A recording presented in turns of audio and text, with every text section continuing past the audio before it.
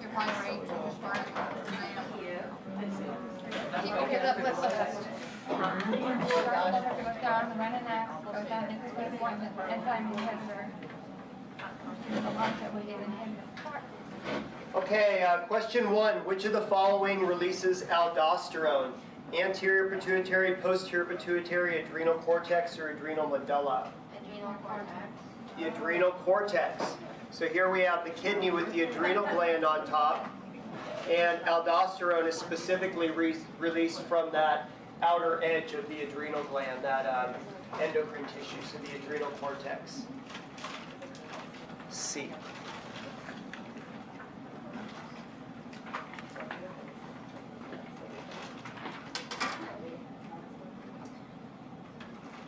Okay, so aldosterone is released from the kidney, or released from the adrenal gland, and it acts back on the kidney. Where specifically within the kidney is that aldosterone acting? B, the distal convoluted tubule.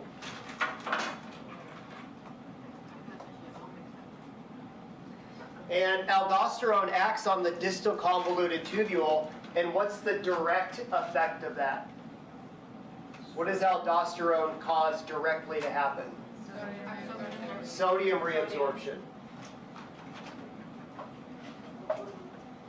Water reabsorption would be an indirect effect to that, because it happens subsequent to that. Which of the following stimulates aldosterone release? Drop in blood pressure, rise in blood pressure, angiotensin 1 or angiotensin 2? Directly stimulates. Acts on the adrenal gland and causes the release of aldosterone. Rising blood pressure. Oh, angiotensin 2. Angiotensin 2. He doesn't like Okay. you.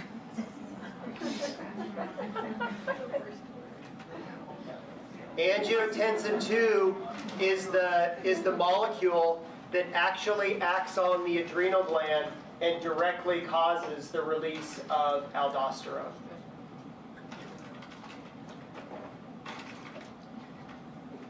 Which of the following is associated with the lungs? Renin, angiotensinogen, or angiotensin converting enzyme? Angiotensin converting enzyme. Here's the lung, and it produces angiotensin converting enzyme.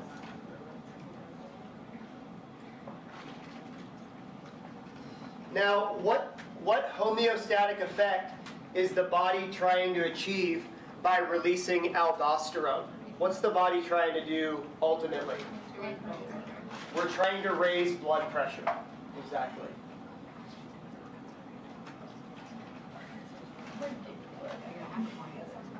You don't get any extra credit point here. But not for you. It's so fair. So let's just go through this thing here. We're trying to raise blood pressure, and so if we're trying to raise blood pressure, what's the stimulus for this whole axis? A drop in blood pressure. And what organ detects that drop in blood pressure? The kidney detects that drop in blood pressure. And what does the kidney do in response to that drop in blood pressure? What does the kidney do when it says, uh-oh, blood pressure's low, what am I going to do in response to it? It's going to release renin. And renin is an enzyme. What does renin specifically do? What molecule does renin act on? Angiotensinogen, which is produced where? In the liver.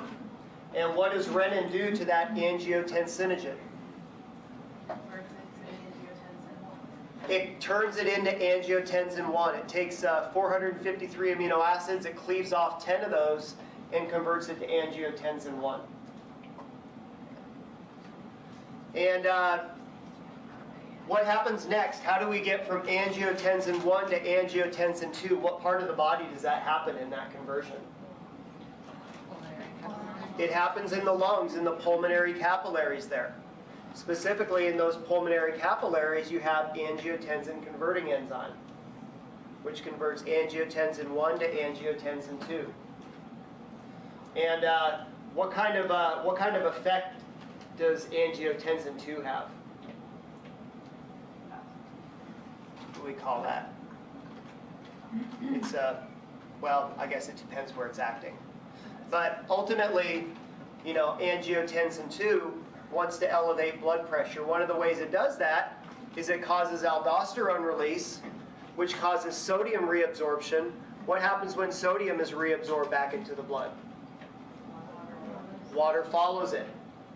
And how does that help our problem? You increase the volume of the blood. When you put more water in the blood, you increase the volume of it, which means there's more pressure in those tubes. So that increases blood pressure. What's another thing that aldosterone does, or sorry, angiotensin 2 does to elevate blood pressure? It's a widespread vasoconstrictor. So it vasoconstricts most of the blood vessels in the body, decreases the volume of the blood vessels. And where else does angiotensin 2 act? Where in the brain does it act? Hypothalamus. And what happens when angiotensin binds to its receptors on the hypothalamus? You feel thirsty. So where is the conversion of angiotensin to angiotensin 1 happening? Is that in the blood or? I think renin is released into the blood, into the systemic circulation. Okay. Yeah.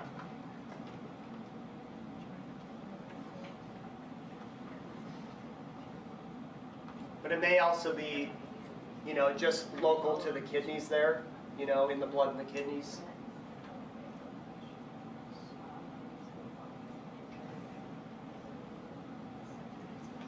Okay, so which of the following would lower blood pressure? Would a renin inhibitor lower blood pressure? Yes or no? It would. And why would a renin inhibitor lower blood pressure? You get less angiotensin 1. You get less angiotensin 1. And if you have less angiotensin 1 to work with, what's the effect of that? Does less angiotensin 1 by itself lower blood pressure? No. What actually lowers blood pressure? In this same pathway, in this renin inhibitor pathway. The fact that you're not making the angiotensin 2 in its high amount. If you don't have enough angiotensin 1, you're not making as much angiotensin 2. And so you're not getting as much of these blood pressure raising effects. You have less vasoconstriction, less aldosterone, less thirst. What about an ACE inhibitor? Would that lower blood pressure? Yes. And why would that lower blood pressure? It's stopping the production or lowering the production of angiotensin 2. And again, you lower angiotensin 2 and you lower all these effects that elevate blood pressure. And then I don't know if this one is true or not, but could be. What about an angiotensinogen inhibitor? Would that lower blood pressure? It should. By the same mechanism. These are all working at the same way, you know, basically. Less angiotensinogen means you have less angiotensin 1, less angiotensin 2. With all of these, ultimately what we're trying to do to lower blood pressure is to lower the amount of angiotensin 2 that's produced.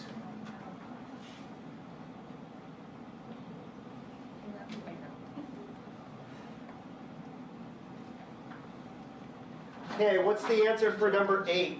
Which of the following would shunt blood away from the kidney? A, B, or C?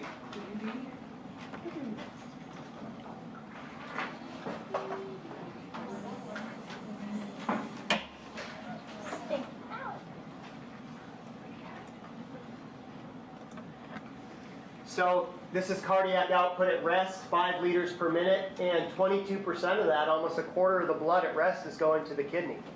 So if you have a drop in blood pressure, let's say you have a bad laceration, you're losing a lot of blood and your blood pressure goes down. Okay? One of the things that we can do to get blood to more important areas is to take it away from the kidney. And how can we take it away from the kidney? What did you guys say? Vasoconstriction of the afferent arteriole. If you vasoconstrict this, then less blood's going into the glomeruli and we're forming less filtrate. What's another thing we could do to shunt blood away from the kidney? What's another place that we could vasoconstrict? The renal arteries. Yep, renal arteries.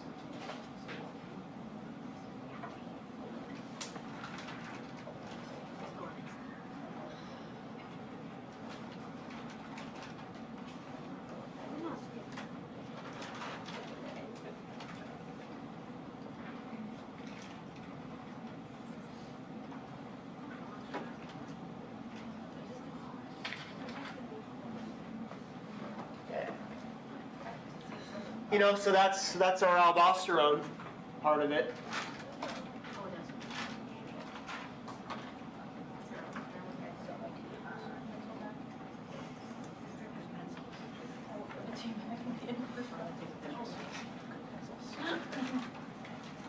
Okay, where is antidiuretic hormone released from?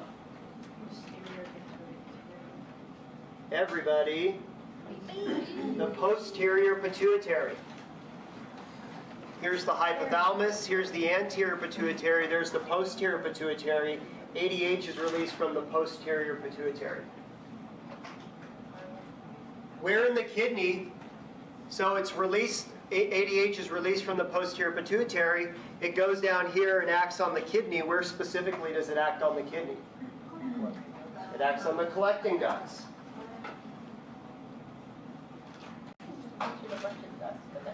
It acts on the collecting ducts. All the answers are up here.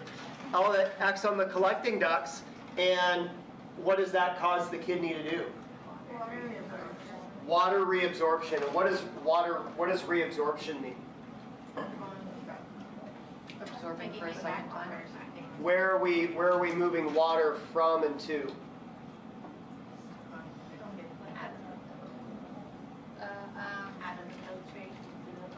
Out of the filtrate from the collecting duct into the blood. So absorption is to move into the blood. This happens to be the second time that we've absorbed it, so it's reabsorption. Isn't it urine when it's in the collecting duct? Yeah, urine.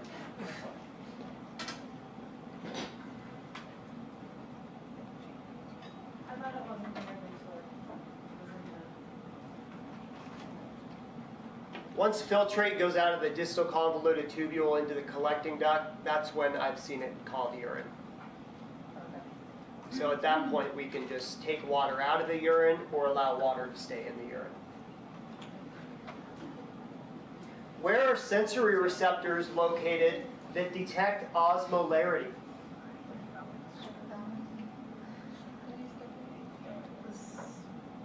Sierra, where are sensory receptors located that detect osmolarity? I said adrenal gland. Pituitary? Up here in the hypothalamus. Okay? Hypothalamus.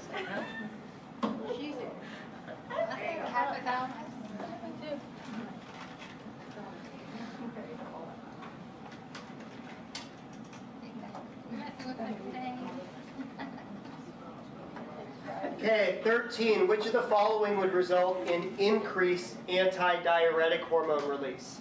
Dehydration, overhydration, elevated blood pressure, or a high sodium meal? There's actually two answers here.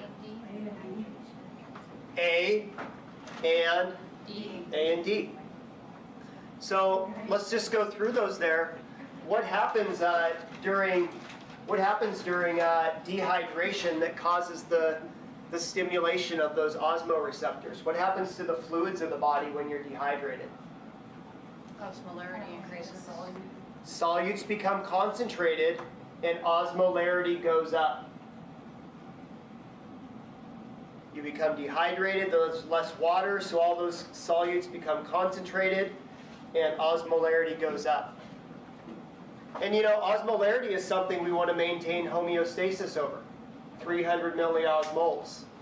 So if they become too concentrated, up to 500 say, that's something we want to correct. That's detected by the hypothalamus, and in response to an increased osmolarity, the hypothalamus causes the release of antidiuretic hormone from the posterior pituitary.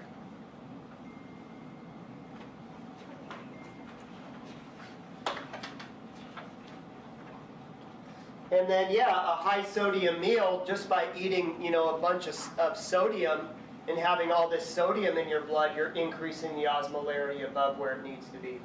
And then the kidney, you know, it takes a little while to work that out. So how does that work then? You're increasing the amount of sodium, but wouldn't that in effect like pull more water into your,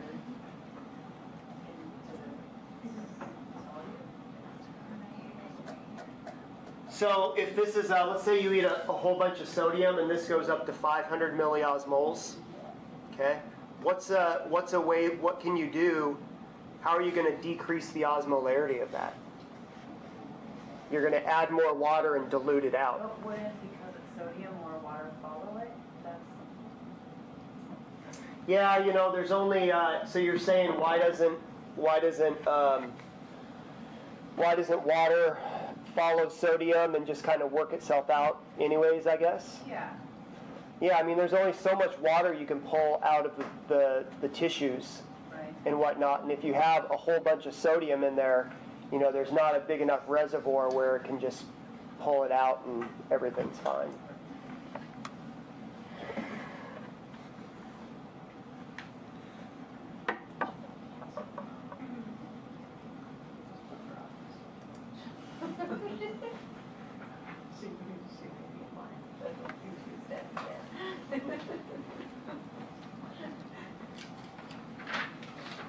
Which of the following osmolarities in the collecting duct represents a large volume of dilute urine, 100, 300, or 500 milliosmoles?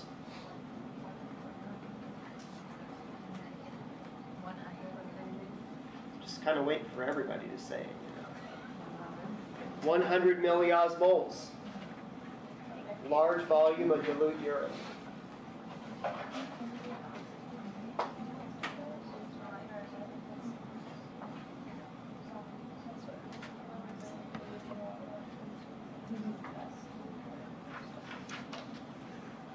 So here we have, here we have 100 milliosmoles going down the collecting duct, and if that osmolarity stays as is, you know, that means that you're going to be urinating out a large volume of urine, and it's going to be really dilute.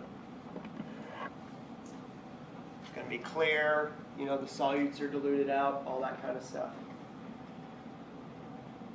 If this is the case, if you have a large volume of dilute urine, is there a lot of antidiuretic hormone being released? Just the opposite. Okay, if you're urinating a lot, that means that you're not releasing antidiuretic hormone.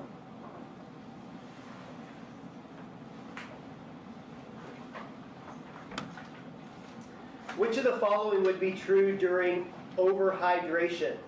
A high number or low number of aquaporins in the collecting duct? So this is an overhydration scenario right here. You're drinking too much water and the osmolarity of your body fluids gets too low. Okay, so now we're at, let's say, 100 milliosmoles for the blood. If that's the case, what do we want to do? What's our ultimate goal if our fluids are too dilute? We need to get rid of fluids out of the body to concentrate them back down. And how are we going to do that? We're basically not going to do anything. Okay? We're not going to release antidiuretic hormone, because what happens when antidiuretic hormone is released? We get these aquaporins in there, and that allows water movement.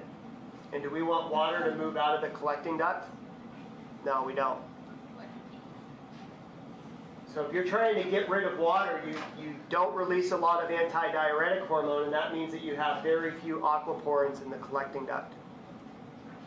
Remember, the collecting duct by itself isn't freely permeable to water.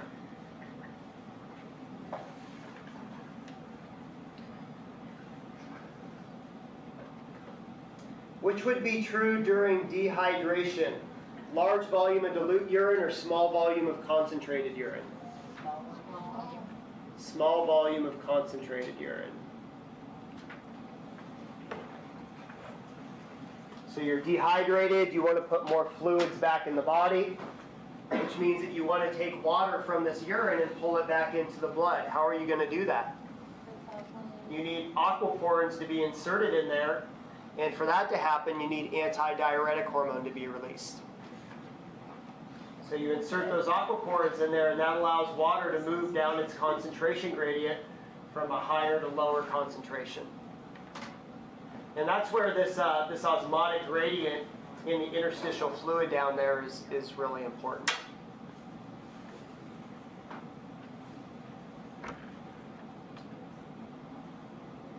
Small volume of concentrated urine. Okay.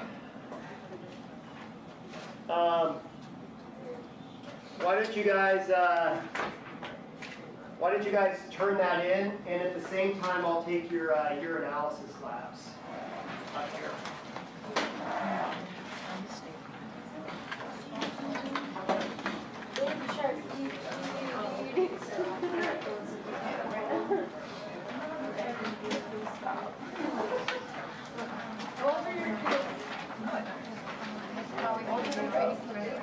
Yeah, I think so. Like, that's the only thing we're doing after we get the money. Okay, I was making sure, so I was like, where are we supposed to write this?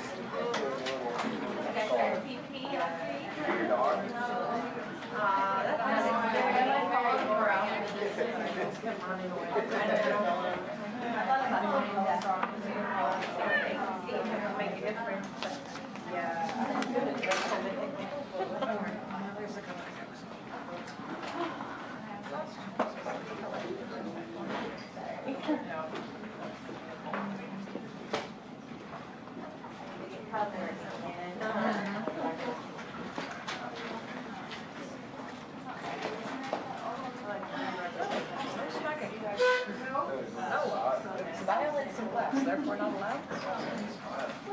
So really, you're the one who wants to smash the road stuff. Have you ever had anyone have a self-sample that was all wonky? You know, They're like, ah! They come into class the next day and they're freaking out. no. Oh, they wouldn't admit it. Yeah, maybe.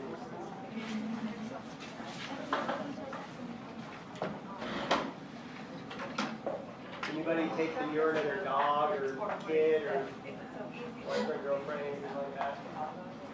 Tried. My dog was like, That would be real amusing My watching somebody kid- try and catch that outside. Just picturing this dog trying to pee on a tree so when it keeps getting in its way. All right, so do we have you guys want to talk about anything related to the kidney or anything like that? The juxtamedullary, whatever, What's that? I can't pronounce it. The juxta, whatever that thing is. The mouthful, I can't say it right now. Just want to make sure I was understanding. Something related to the nephron here? Something, yeah, it lowers the BP, but I don't understand. Okay.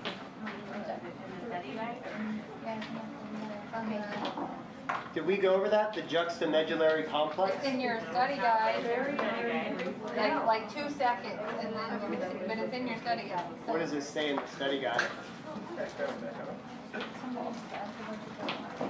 That may just be an artifact from past classes that Artifact. I've whittled out. yeah, but we didn't talk about it much in class, or like, it wasn't really. What page on the study guide is it? 9 and What is the job of the loop to pen weight? Oh, okay. Juxtamedullary nephrons. Okay. Yeah. Do we need that?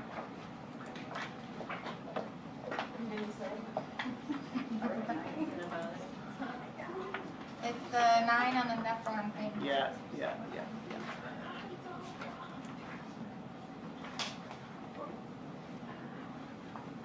like the PowerPoint presentation, she kept saying, we're wondering, talking about.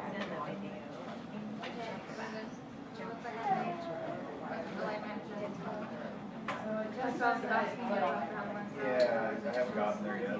Yeah, I don't even have a slide on it. So let's just go ahead and take it out. Yep.